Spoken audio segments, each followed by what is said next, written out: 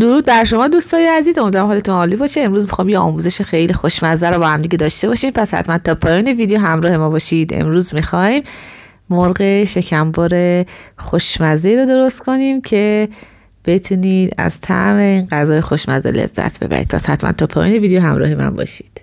طبق معمول همیشه پیاز رو سرخ میکنیم و زمانی که هنوز پیاز طلایی نشده زردچوبه رو بهش اضافه میکنیم. من معمولا این کار رو انجام میدم به خاطر اینکه باعث میشه که پیاز ما اصلا در واقع رنگش بدرنگ نشه و سوخته نشه.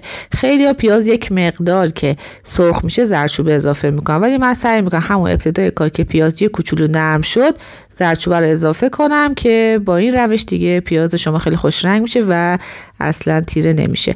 از یه جوجه استفاده میکنیم، مقدار رب انار، سیر، رب گوجه فرنگی، آلو بخارا، دونه های انار و گردوی سابیده شده و سبزی مخصوص شکمبار هست. در مورد سبزی داخل دیسکریپشن بهتون توضیح میدم که چه سبزی باید استفاده کنید، اما مواد لازم برای این مرغ شکمبار خوشمزه همین موادی بودش که در تصویر دیدید.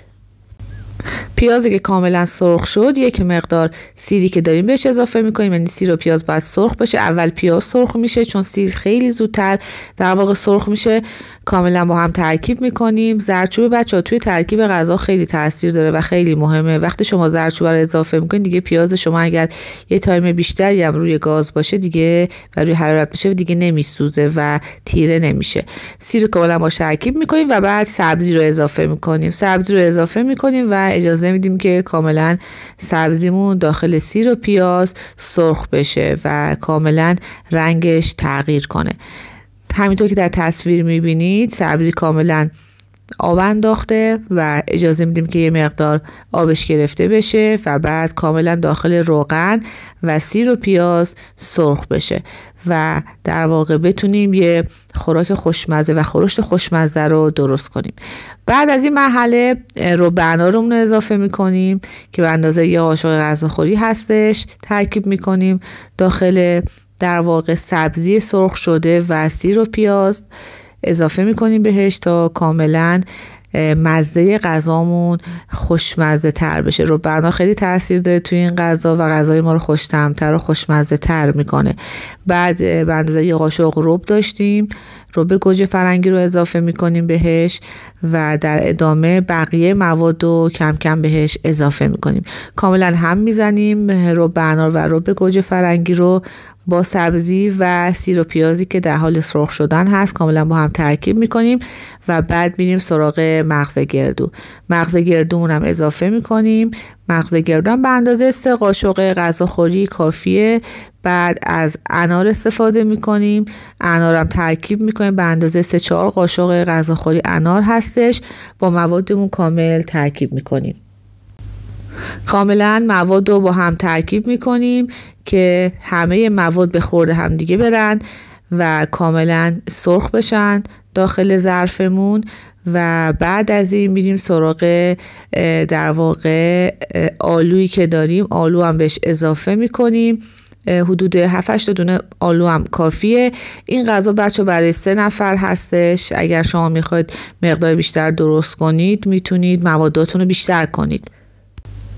نمک، فلفل، زردچوبه، ادویه، دارچین کامل با هم ترکیب میشه و مرغمون رو کاملا آغشته میکنیم به این مواد. من داخل موادم هم دارچین ریختم، زردچوبه ریختم، ادویه ریختم، فلفل، پاپریکا، همه ادویه هایی که داریم رو ترکیب میکنیم و کاملا به مرغمون آغشته میکنیم. اگر مرغ شما درست هم نباشه هیچ اشکالی نداره. اگر مرغ تیکه‌ای دارید، سینه مرغ، رون مرغ، مشکلی نداره، همون رو میتونید به همین روش مواد رو بهش آغشته کنید و بعد کاملا سرخش کنید. این در واقع جوجه محلی هستش که خود ریز هم هست و خواستیم این غذا رو با این در واقع مرغ و جوجه محلی درست کنیم.